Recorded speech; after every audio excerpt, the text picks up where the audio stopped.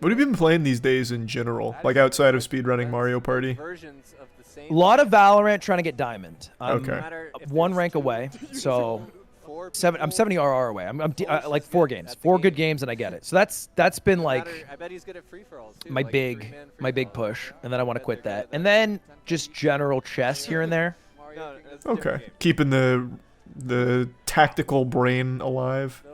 I have 2 openings that I learned from Robert Hess, and I've done them for 5 years, and I'm really good at them. And when people don't know them, I'm like, holy shit, you're fucked. But I'm very one-dimensional in that game. That's okay. If you just master those 2 openings, you'll probably be fine for like, I don't know, 1500, 1600. 1200, 1300 for sure. Yeah. Wait, that's about it. You're still 1200, 1300? I would have thought you'd be popping off by now, I don't soaring. use the word still. Like I've successfully remained at 1300. You know, that's not bad. Defending the gatekeeper, really. Yeah, I'm defending my title in a way. Like I like to think of it as like I have the belt, and when those 1200s come from my 1300 rating, I always hold. Makes sense. Okay.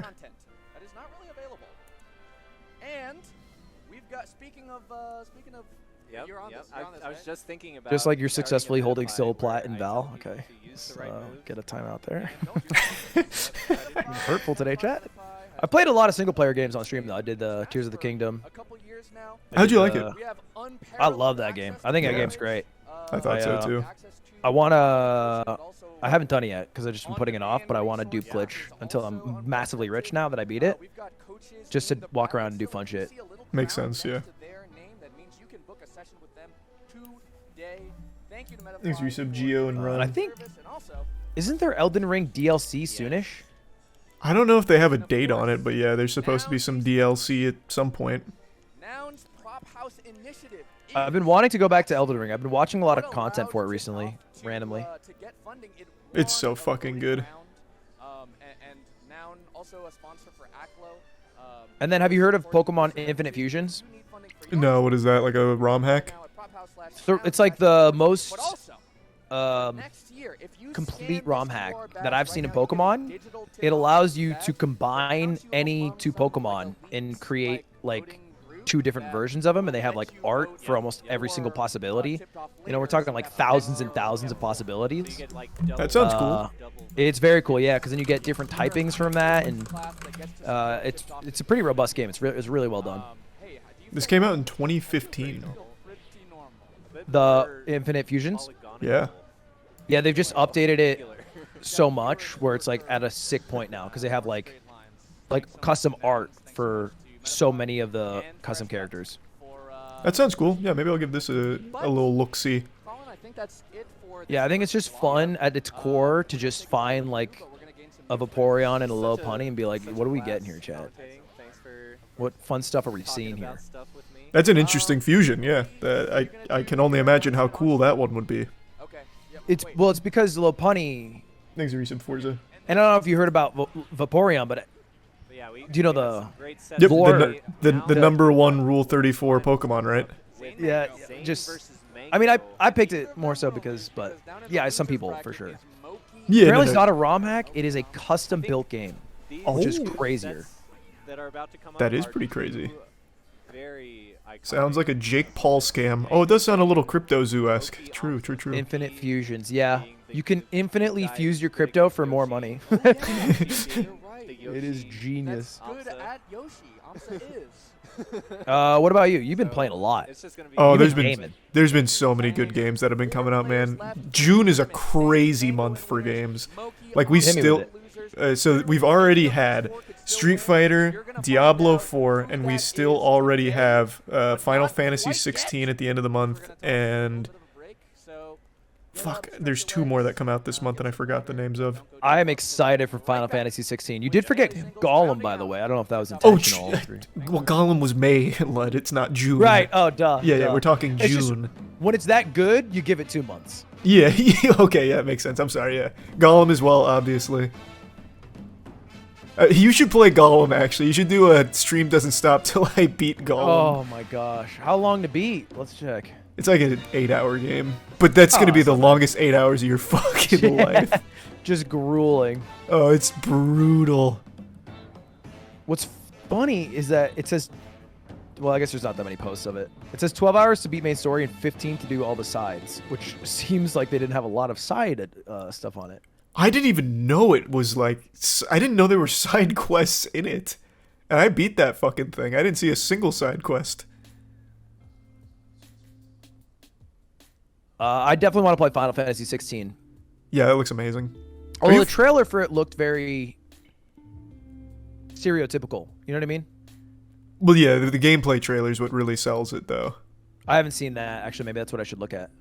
Definitely watch the gameplay trailer. They show so much. It is so good. They have so much content in that game. It looks amazing.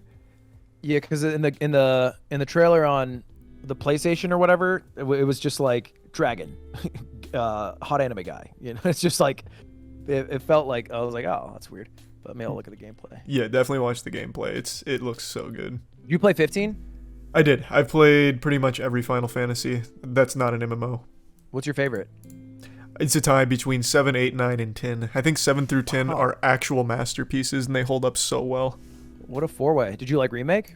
Yep, I did very much like Remake. I'm a little nervous for how they go from here with Remake, but I still liked it. I'm a little bit weaker in how much I've played. I played 1, 2, I told you 10, it was amazing, 10, Dankin. 2, Fucking told you. Glad you liked it. I think it's 12, but I didn't beat 12. 12. I started 7 Remake, but I haven't beat it. Oh, that's a shame. 12's the one where it had like the indicators that go over people's heads and shit. It was very different.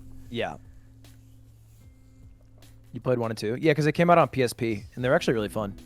There's the Prime Ping and Gourmet and the Resub Fuji and the Prime CX and Resub Zytro and Howl. Final Fantasy is just like my favorite franchise, so I'm super happy that 16's looking so good. Really? Mm-hmm. I would not have thought that of you. Most people don't, but yeah, Final Fantasy is my favorite video game franchise. You've just played so many games, I guess, that, yeah. But for you to still hold that opinion after playing as many games as you have, I think is a powerful statement. I love it, yeah. I highly recommend them. They hold up super, super well. You see the huge skip that was found in Final Fantasy X speedrunning? Oh, you got that recommended deal on YouTube as well? Yeah, I watched it. I thought that was so sick. It was very cool. I love that game, and I've tried to like get into speedrunning of it, but it's so boring because you have to like play through the whole game. You know what I mean? It's just like there's no real skips. It's just like a very long, drawn out playthrough is what it feels like to me sometimes. I know. Like the skip is super cool, and it sounds like it'd be big. It's like a 20-minute time save, but it's 20 minutes out of like a 9-hour run. Yeah, because then you have a 20-minute cutscene right after still. That can't even skip half of them. Yeah. One day they'll find a way. I'm looking at this. This looks great.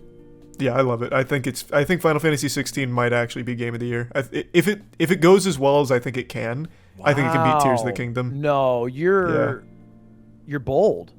Nah, I'm making that prediction right now. If that reaches the potential that it looks like it has, I think it could beat Tears of the Kingdom.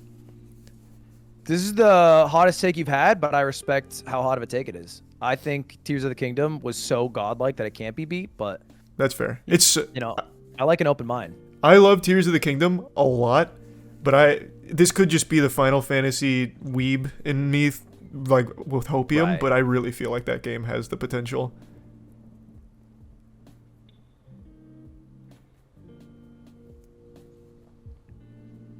I didn't play 15, but I feel like some of the issues with earlier Final Fantasies is just lack of quality of life elements. Do they have a good chunk of those in 15? Quality of life stuff? Yeah, just I think like I guess it's unfair because I played like 10 and 12, which are like 15 years old. But I think they lack on replays. SpongeBob roasted you. Do you get this all the time now too? The AI SpongeBob? Yeah. AI SpongeBob slaps, yeah, I think that's great. I just get updated every second on how it roasts me. Oh, they must be really fixated on you over there then, yeah.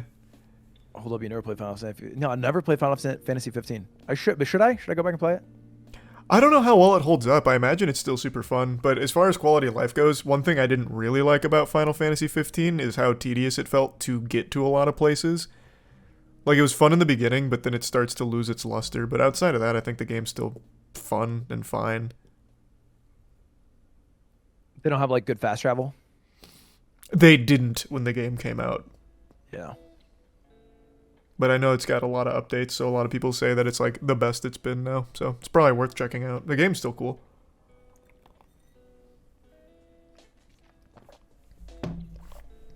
Thanks for some sea bass and banana.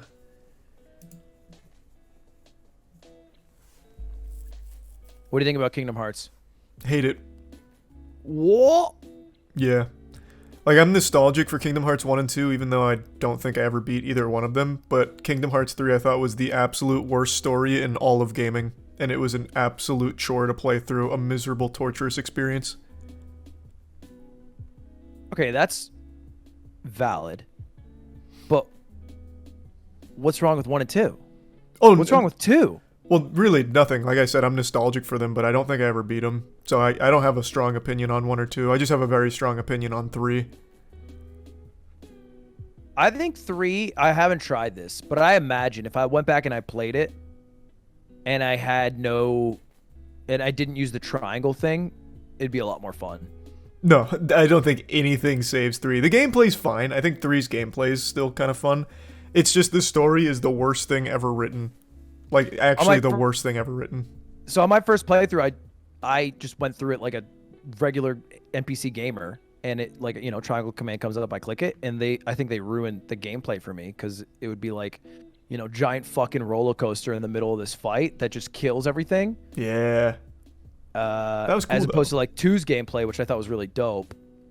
Yeah, the story was probably unsalvageable, though. I don't think that'll be better on a playthrough.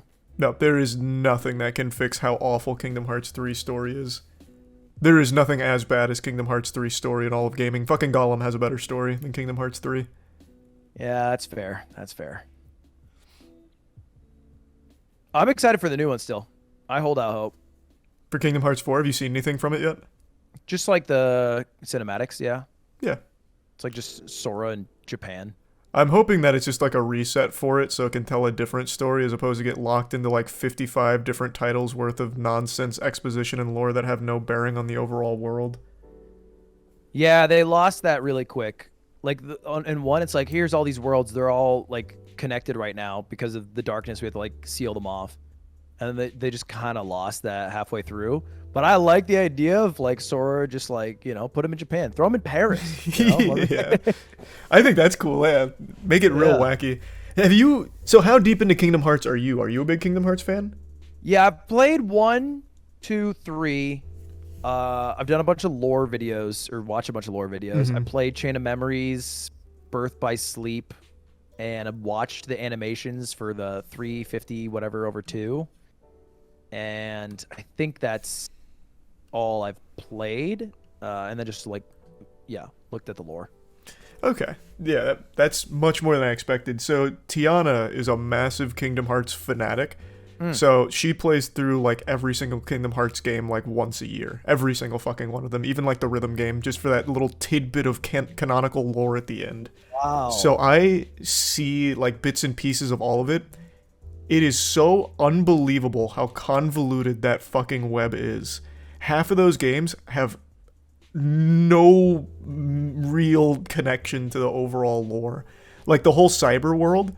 In 3, there was like that whole thing about like hearts can live even in data. And it's like, yeah, we didn't need the cyber world actually. So that entire series, the cyber world shit was meaningless and worthless. They threw it out just at like on the drop of a hat. Like half of the shit they put into that series ended up being nothing. Like literal nothing sandwiches.